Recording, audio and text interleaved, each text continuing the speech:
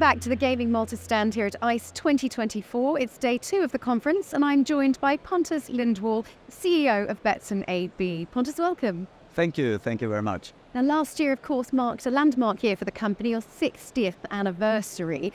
Tell me, can you reflect on some of the key achievements and lessons learned over that time?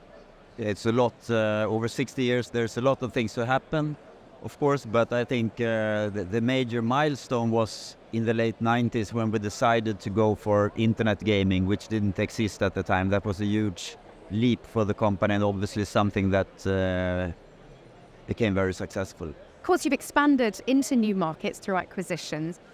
Most recently, I think in Belgium, is that right? Yeah, that's right. Bet first in Belgium. Could you share any insights into your approach, regarding acquisitions? Yes, first of all, we have global ambitions, which means we're a global company. But it doesn't necessarily mean that we will be in all markets globally. But we look at markets, we try to assess how the regulatory framework in all the markets look, and we choose markets where we see that we can contribute and hopefully operate in a profitable way. There's been a lot of discussions at the show about Latin America as a particular region. What areas do you think are particularly promising in terms of growth? First of all, in Latin America, there's a lot of people living there. So that's one factor which is, of course, important. Then, as we all know, interest for sports is huge, especially football. And then again, the markets in Latin America are lagging a bit behind the European markets in terms of how far they have gone in development. So there's lots of more work to be done there. So that's why we see it's extra promising and exciting. Betsson has always been championed for its customer service, approach to its work. Do you think that having that customer service mentality is really crucial in this industry?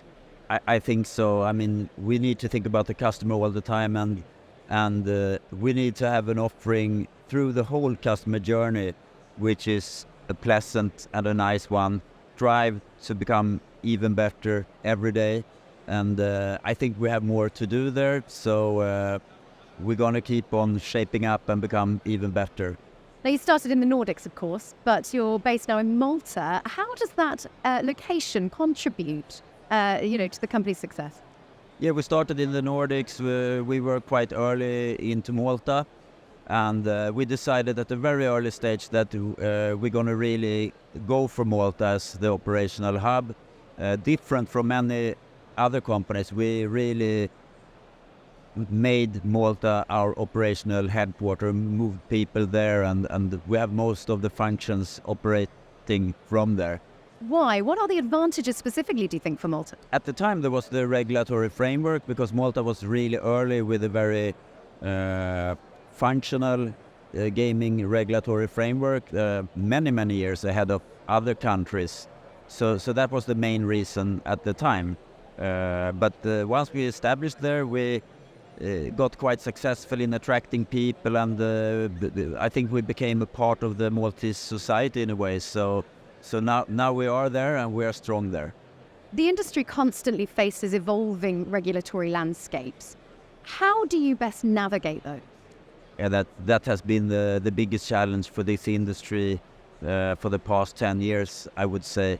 And what we try to do is to speak to regulators, give them our knowledge about the business and our input on how regulation should be done in order to be functional.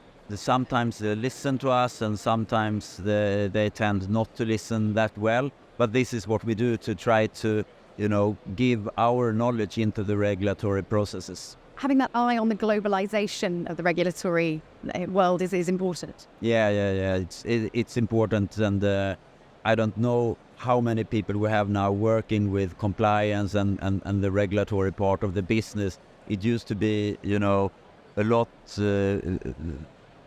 less people long time ago, but now it's a very important part of our industry. Indeed, it is a very heavily regulated industry. Some people don't really know that.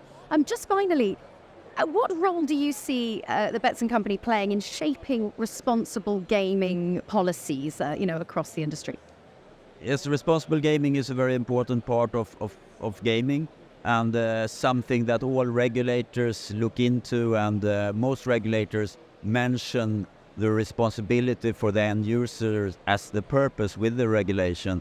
And it's the same, we have to do the same thing as a company to kind of influence the regulators to create functional regulatory frameworks that are responsible, but they must also be functional, because if people choose to play outside of the regulated arena, then there is no use to have all these regulations. So this is something that we are working with a lot in influencing regulators and trying to shape the regulatory frameworks. Understood. It has to work both ways, essentially. Pontus Lindwall, thank you so much for joining us today. Thank you very much.